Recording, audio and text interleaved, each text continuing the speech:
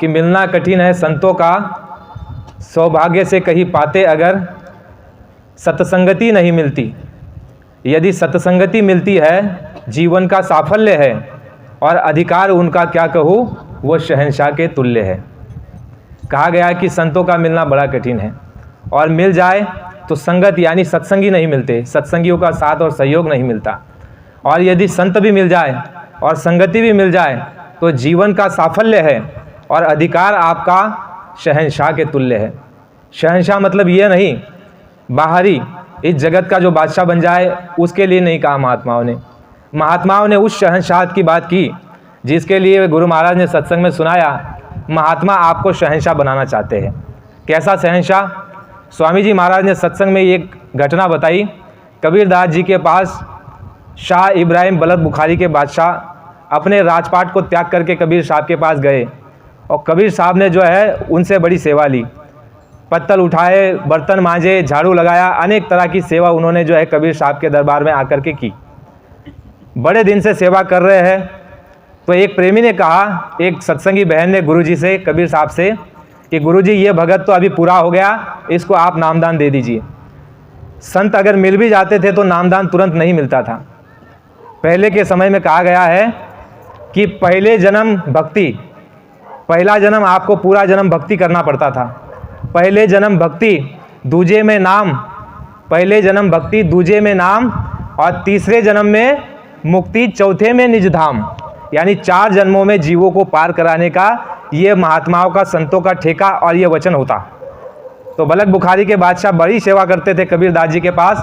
तो शिष्या को, गुरु बहन को ये लगा कि ये पक्के हो गए, अभी इनको नामदान दे दिया जाए। गुरु महाराज से अर्जी और फरियाद की। तो कबीर साहब महात्मा जो होते हैं वो त्रिकालदर्शी, भूत भविष्य वर्तमान को जानते हैं, और आपके और हमारे अंतर आत्मा में कितना मैल है उस सब बातों को वो अच्छे से जानते हैं। तो महात्मा जी ने शिष्य को कहा, शिष्या को, कि बेटी इसमें अभी महिलाई बाकी है, इसमें अभी अहंकार है, इसे के अंदर में अभी घमंड है, और अभी वो घमंड गया नहीं है।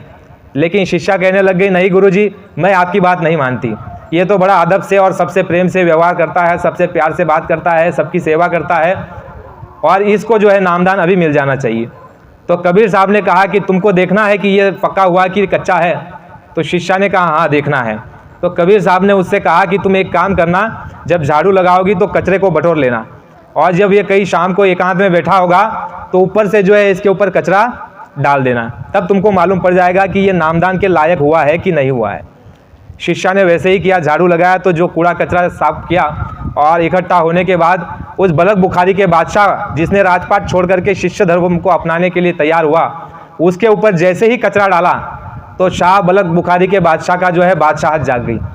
और वैसे उसने आवाज़ लगाई कि कौन बदतमीज आदमी है जिसने कचरा डाला, अगर मेरे राज्य में किया होता तो उसकी गर्दन काट के अलग कर देता। तब वो शिष्या घबराई, डरी, और गुरु के पास दौड़ करके गई और कहा कि गुरुजी आप सच कह रहे थे, यानी अभी वो लायक नहीं हुआ है। तो थोड़े दिनों में जब सेवा करते करते लायक बन गया, तब कबीरदास जी ने, महात्मा ने बुला करके शिष्या को कहा कि तुम अभी जाकर के परीक्षा ले लो मेरे कहने पर। शिष्या कहने लगे कि नहीं गुरु महाराज, तब तो जो है सर काटने की बात करता था, अभी पता नहीं क्या करेगा। तो कबीर साहब ने कहा कि नहीं, मेरी बात पर तुम विश्वास करो। कहा क्या करें? कबीर साहब ने शिष्या को कहा कि टट्टी को उठा करके उसके ऊपर डाल देना। तो शिष्या बड़ी घबराई कि न जाने क्या कर देगा।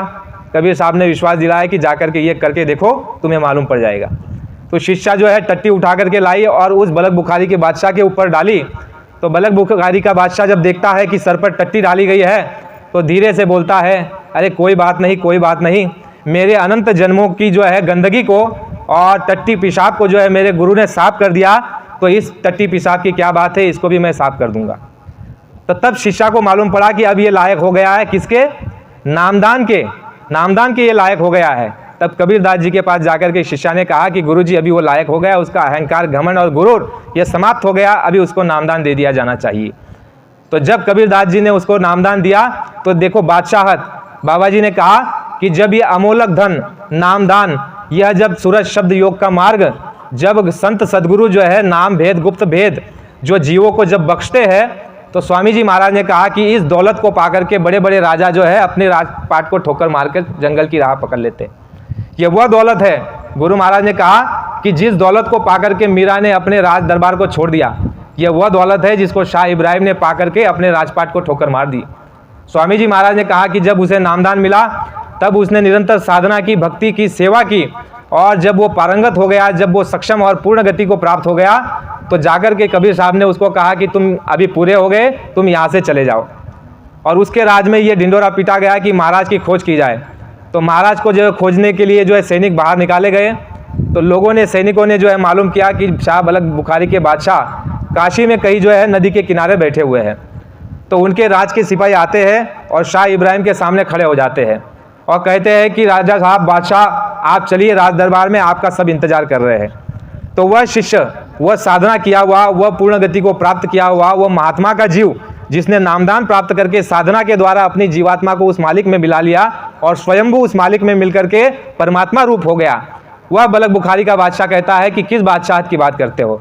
कहा कि मैंने उस बादशाह को छोड़ दिया है। लेकिन शिष्य जो है, उनके जो है सिपाही, वह जोर देने लग गए और कहने लग गए कि आपको चलना ही पड़ेगा। तो शाह बलख बुखारी के बादशाह ने उनसे कहा कि ठीक है, मैं तुम्हारे साथ तभी चलूँगा जब तुम जो है मेरा कहना मानोगे। कहा कि क्या मानना है? राजा ने कहा कि एक काम करो, वह जो है अपनी गुदड़ी को सिल रहे थे सुई से, उठा करके जो है नदी में फेंक दिया और सिपाहियों को कहा कि नदी में से सुई उठा करके लेके आओ।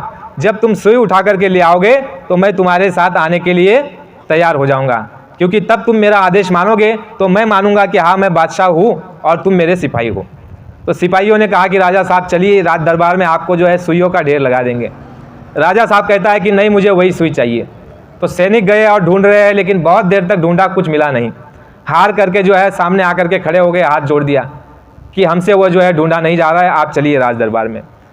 तो वह शाह बलख बुखारी का बादशाह उसको कहता है कि तुम कौन सी राजशाही की और कौन राजा की और कौन बादशाह की तुम बात कर रहे हो? तुम मेरे एक आदेश पर नहीं चल सकते, तो ऐसे राजपाट का मैं क्या करूं? तुम देखना चाहते हो कि मेरे गुरु ने मुझे कौन सी बादशाहत बख्शी है? तो सिपाही कहते हैं कि दिखा दीजिए। जैसे ही उस शाह बलख बुखारी के बादशाह ने जो आंखें बंद की, थोड़ी देर में मछली जो है अंदर से, नदी के अंदर से सुई लेकर के बाहर आती है और वह खड़ी हो जाती है। शाह इब्राहिम उन सैनिकों को कहते हैं कि देखो, मेरे गुरु ने मुझको ये बादशाहत दी है, ये बादशाहत बड़ी है या वो बादशाहत? तो सिपाहियों ने कहा कि ये बादशाहत बड़ी है और लौट करके चले गए। तो गुरु महाराज ने कहा कि संतों का मिलना कठिन है, सौभाग्य से कहीं पाते अगर तो सत्संगति नहीं मिलती। लेकिन आपको नामदान भी मिल गया, संगत भी मिल गई।